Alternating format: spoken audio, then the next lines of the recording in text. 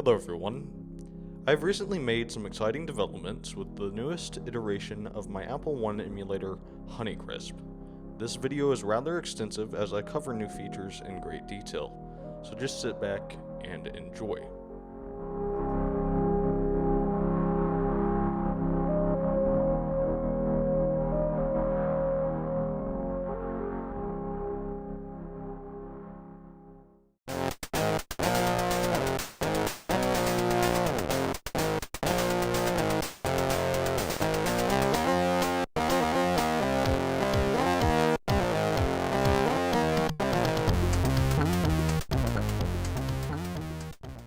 Hello everybody. So, as I stated in the intro for this video, I'm very excited to share with you the latest build of HoneyCrisp version 1.1. I've made very substantial improvements over version 1.0 that have come to improve the overall software and hardware accuracy in terms of the emulation that HoneyCrisp provides. In short, it is much more accurate to the original Apple-1 hardware and software than version 1.0 was. I've fixed tons of bugs that were very critical for the user experience for an Apple-1, and I've also made quite a few quality of life improvements that just improve the overall experience and feel of the emulator immensely. And so, with that out of the way, let's go ahead and dive into what's new.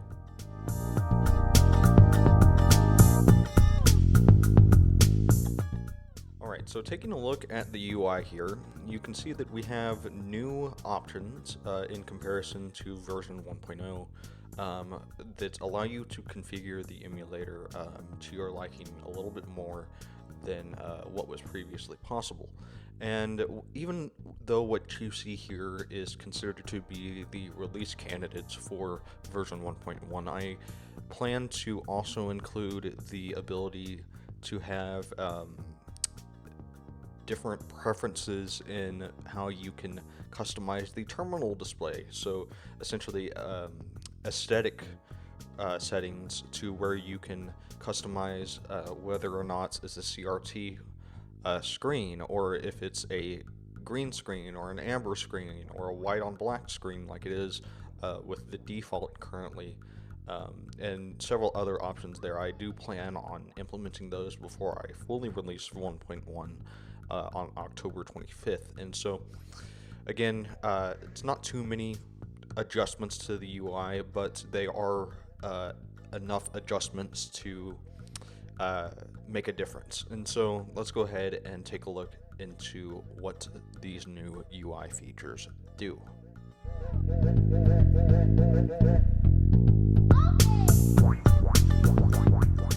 Okie dokie, so I'm recording this live, and hopefully I don't mess anything up while I'm recording. But so here we go. We have HoneyCrisp version 1.0 here, and I'll just kind of switch in between 1.0 and 1.1 to show you what exactly has changed. And so take a good long look at 1.0. In fact, I'll freeze frame right here just for a second so you can just see the comparison between 1.0 and version 1.1.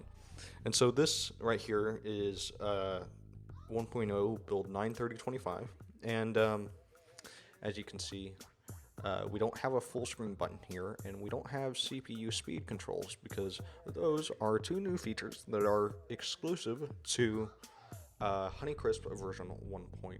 And if we switch over to 1.1 here, you can also see that the HC program loader has just been changed to load program.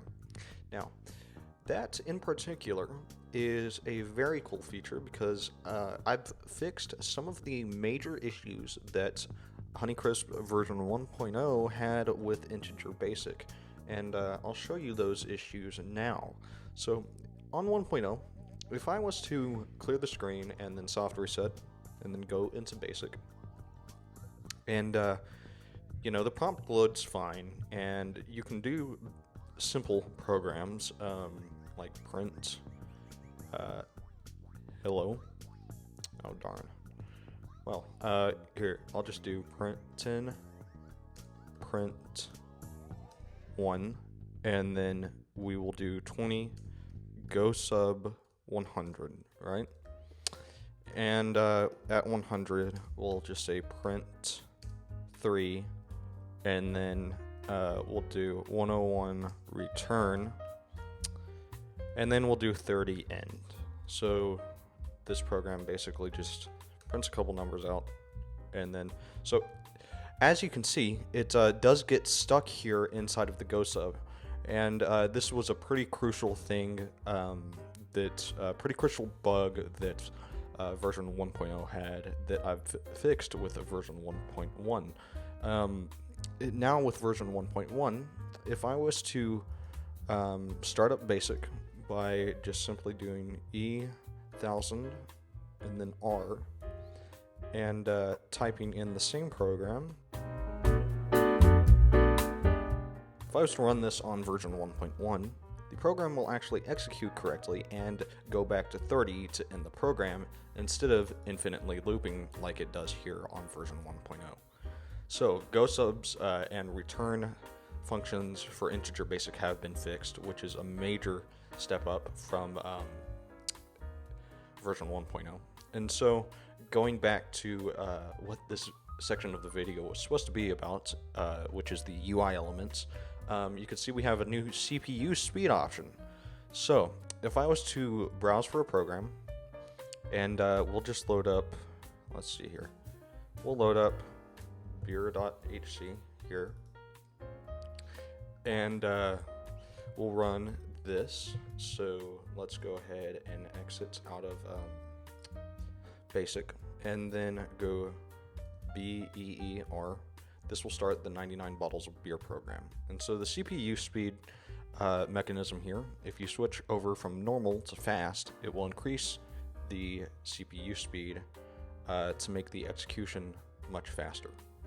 So, you know, that's a pretty neat little thing that I felt was necessary for people who were power users of the Apple-1 that, you know, wanted to see their program execute faster because they probably didn't have as much time on their hands. But that just allows you to switch the execution speed for the CPU to just be a little bit faster than the normal speed here, and you can just dynamically switch in between the two. And so that is the CPU speed, and I'm going to go ahead and show you the full screen mode here too, but I'll go ahead and cut to that. Here we are in full screen mode. This is exactly what you would see after clicking the full screen button in the new UI section of HoneyCrisp 1.1. And this is actually what I used to create the intro for this video, just the basic full screen mode on HoneyCrisp 1.1. And so as you can see here, there's no buttons for hardware operations whilst you're in full screen mode, and so that's why I've mapped specific key combinations that allow you to perform system operations.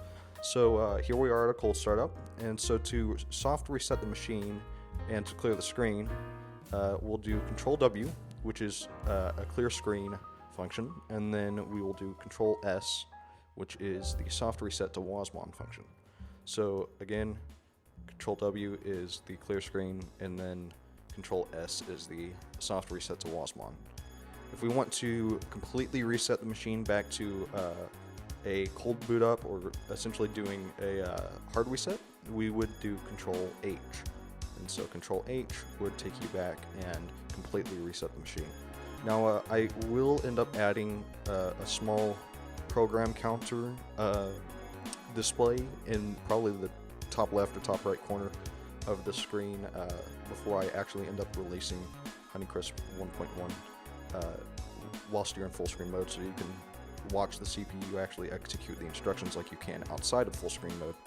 And so the keyboard shortcuts also extend into BASIC. So I'll show you by going into BASIC at E1000R, or at E1000 and then running it with R. So if I was to type in a test program,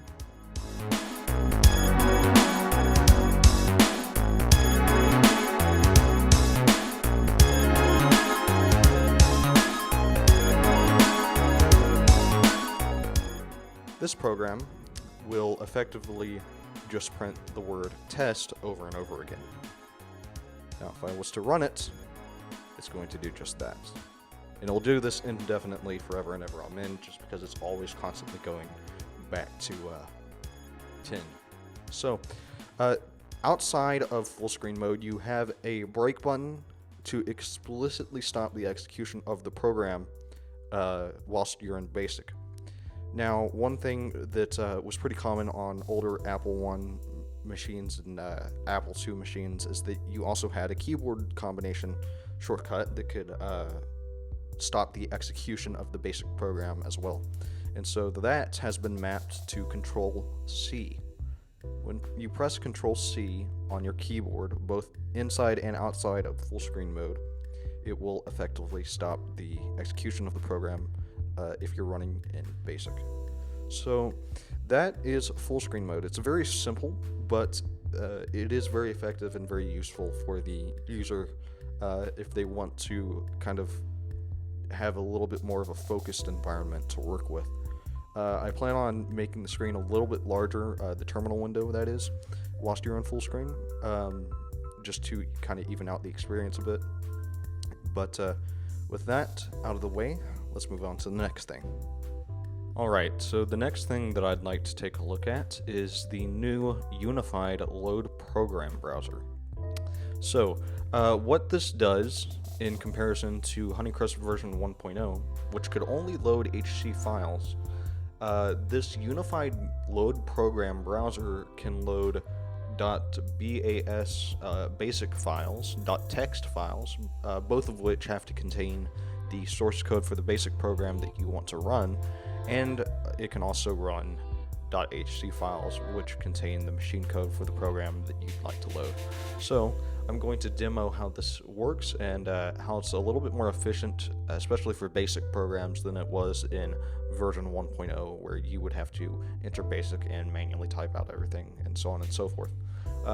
This load program browser that is included with the version 1.1 makes things a lot easier for loading programs. So let's go ahead and get started by clicking the browse button, and I'll bring the thing in here. And we have several .bas files that I have converted here. So let's go ahead and do my high or low .bas program. High or low is basically just a guessing game rather that I've programmed in BASIC. And so as you can see, it auto types out E1000R and then runs BASIC for you and starts typing everything in. So this can be a little slow, and that's just because of the throttle rate that I have version 1.1 set to. You can increase the speed of the typing by just moving the CPU speed to fast, and we'll wait for this to complete.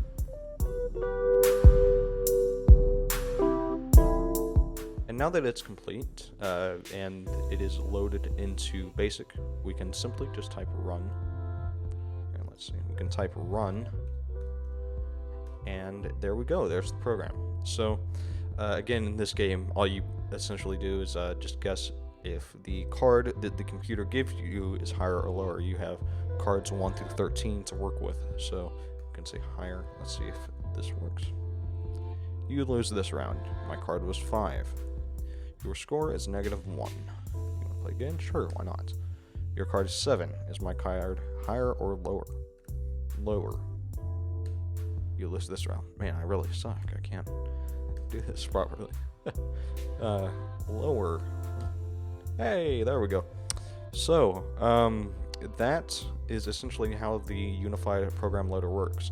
Now, as of this specific build of 1.1, there are a couple bugs that I need to fix with the program loader, especially the fact that it doesn't show you what file you have selected. And this is just a simple bug that has to do with, I think, my browser. So I'll fix that for sure before I actually release it on October 25th. So one thing is for sure, you do have to obviously reset the machine through a hard reset before loading another program, as you know, just like on the Apple-1, on the original hardware, you could only have one cassette interface that could only load one program at a time. And so that said, now that we've reset the machine and we have a clean slate, let's go ahead and load in another program here. We'll load in Blackjack Plus, which is my version of Blackjack that I wrote, and it's essentially just an improvement of the original Apple computer Blackjack game that has a few improvements here and there with the dialogue and syntax of the game itself. So I'll just let this load in, and I'll come back after it's finished.